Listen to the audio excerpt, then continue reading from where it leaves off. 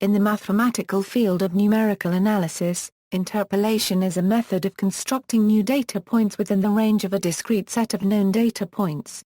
In engineering and science, one often has a number of data points, obtained by sampling or experimentation, which represent the values of a function for a limited number of values of the independent variable. It is often required to interpolate the value of that function for an intermediate value of the independent variable. This may be achieved by curve fitting or regression analyses. A different problem which is closely related to interpolation is the approximation of a complicated function by a simple function. Suppose the formula for some given function is known, but too complex to evaluate efficiently. A few known data points from the original function can be used to create an interpolation based on a simpler function. Of course, when a simple function is used to estimate data points from the original, interpolation errors are usually present.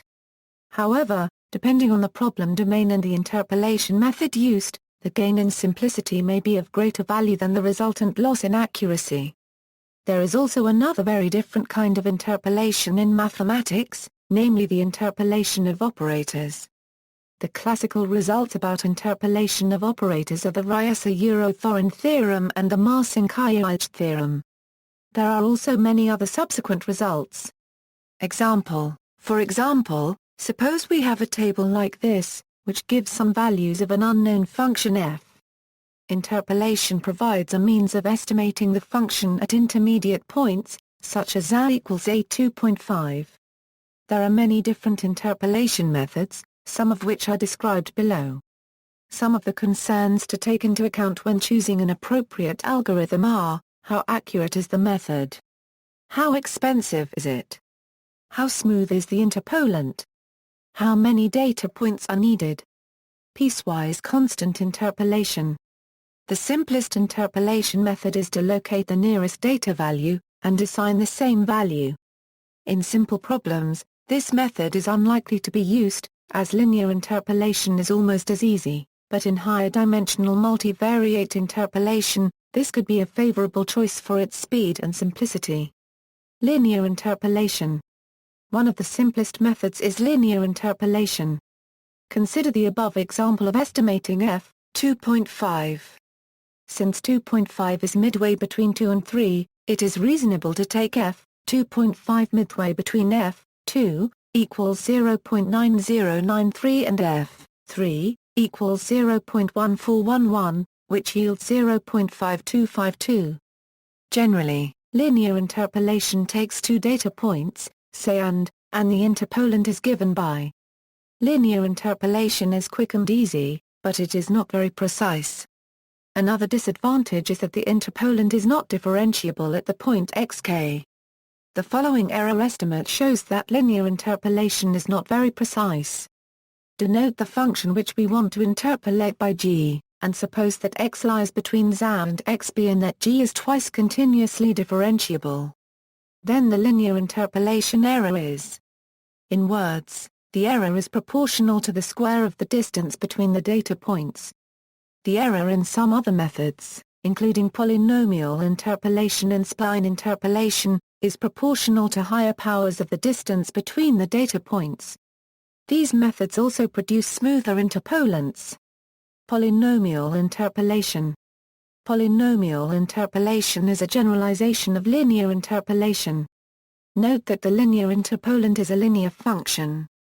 We now replace this interpolant with a polynomial of higher degree. Consider again the problem given above. The following sixth-degree polynomial goes through all the 7 points. Substituting x equals 2.5, we find that f, 2.5 equals 0.5965. Generally, if we have n data points, there is exactly one polynomial of degree at most n1 going through all the data points. The interpolation error is proportional to the distance between the data points to the power n. Furthermore, the interpolant is a polynomial and thus infinitely differentiable. So, we see that polynomial interpolation overcomes most of the problems of linear interpolation.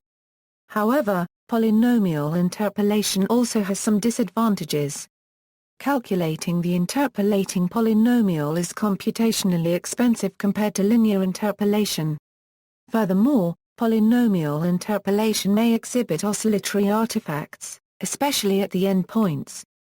More generally, the shape of the resulting curve, especially for very high or low values of the independent variable, may be contrary to common sense, that is to what is known about the experimental system which has generated the data points. These disadvantages can be reduced by using spline interpolation or restricting attention to Chebyshev polynomials. Spline interpolation. Remember that linear interpolation uses a linear function for each of intervals, xk plus 1. Spline interpolation uses low-degree polynomials in each of the intervals, and chooses the polynomial pieces such that they fit smoothly together. The resulting function is called a spline. For instance, the natural cubic spline is piecewise cubic and twice continuously differentiable. Furthermore, its second derivative is 0 at the endpoints. The natural cubic spline interpolating the points in the table above is given by. In this case we get f, 2.5 equals a 0.5972. Like polynomial interpolation, spline interpolation incurs a smaller error than linear interpolation and the interpolant is smoother. However, the interpolant is easier to evaluate than the high-degree polynomials used in polynomial interpolation. It also does not suffer from Runge's phenomenon. Interpolation via Gaussian processes. Gaussian process is a powerful nonlinear interpolation tool. Many popular interpolation tools are actually equivalent to particular Gaussian processes. Gaussian processes can be used not only for fitting an interpolant that passes exactly through the given data points but also for regression, that is, for fitting a curve through noisy data. In the geostatistics community, Gaussian process regression is also known as kriging. Other forms of interpolation can be constructed by picking a different class of interpolants.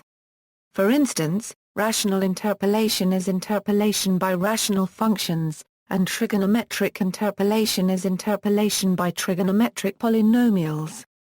Another possibility is to use wavelets. The Hitakura-Euro-Shannon interpolation formula can be used if the number of data points is infinite. Multivariate interpolation is the interpolation of functions of more than one variable. Methods include bilinear interpolation and bicubic interpolation in 2 dimensions, and trilinear interpolation in 3 dimensions. Sometimes, we know not only the value of the function that we want to interpolate, at some points, but also its derivative. This leads to Hermite interpolation problems. When each data point is itself a function, it can be useful to see the interpolation problem as a partial advection problem between each data point. This idea leads to the displacement interpolation problem used in transportation theory. Interpolation in digital signal processing. In the domain of digital signal processing, the term interpolation refers to the process of converting a sampled digital signal to a higher sampling rate using various digital filtering techniques.